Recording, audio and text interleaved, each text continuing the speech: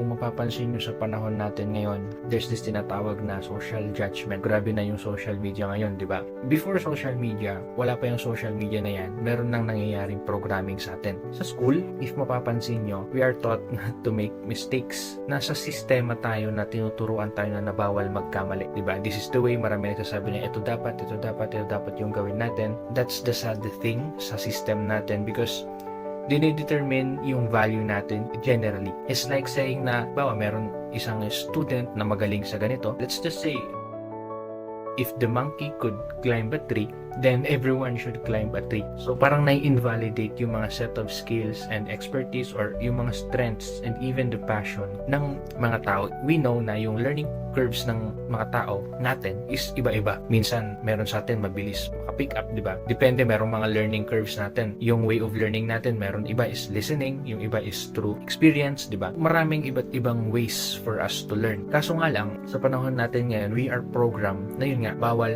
magkamali. Lalong-lalo sa panahon natin ngayon na kapag nagkamali ka, even sa business, di ba? Buti na lang sa business, we were taught na okay lang magkamali kasi sa pagkakamali natin, dun tayo natututo. Kaso nga lang, yun nga, pagdating sa school, bawal ka magkamali because we are in this grading system. Isang pagkakamali mo lang, doon na binabase. Nasa pointing system na binabase yung value ng isang tao. Dito, ngayon, sa social media natin ngayon, yun yung part na nakakatakot minsan, di ba? Na magkamali ka lang sa comments mo, magkamali ka lang sa post mo, mabilis yung mga tao ipapakancel ka. Lalong-lalo na yung mga celebrities, marami na yung mga following, di ba? Even in US, hindi lang sa US, iba't ibang bansa na din, hindi lang din sa Pinas.